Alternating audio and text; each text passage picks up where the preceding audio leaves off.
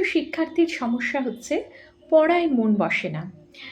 পড়তে যাচ্ছি, পড়তে ইচ্ছে করছে না, কিংবা পড়ছি সেই পড়াটা মনে থাকছে না। সেই ক্ষেত্রে করতে হবে পদ্মাসন।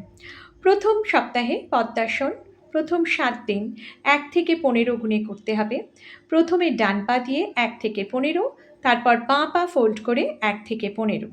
দ্বিতীয় সপ্তাহে ১ থেকে ১৫টা বাড়াতে হবে ১ থেকে ২০।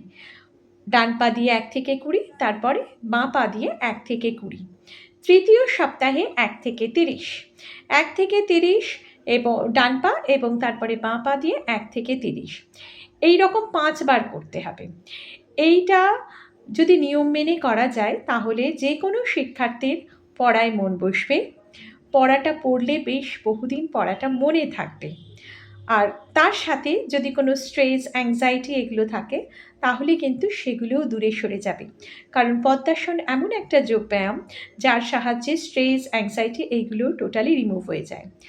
এছাড়াও যে শিশুরা কিংবা এই যে বাচ্চারা স্কুল ব্যাগ, ভারী ভারী স্কুল ব্যাগ নিয়ে স্কুলে যাচ্ছে, তাদের পিঠ এরকম বেঁকে যায়, সেই ক্ষেত্রেও পদ্মাসন খুবই উপকারী। পদ্মাসন করলে এই স্পাইনটা স্ট্রং হবে।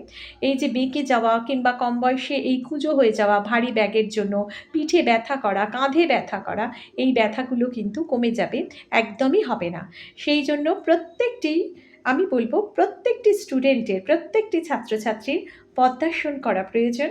কারণ পদ্মাসন করলে যেমন মেমোরি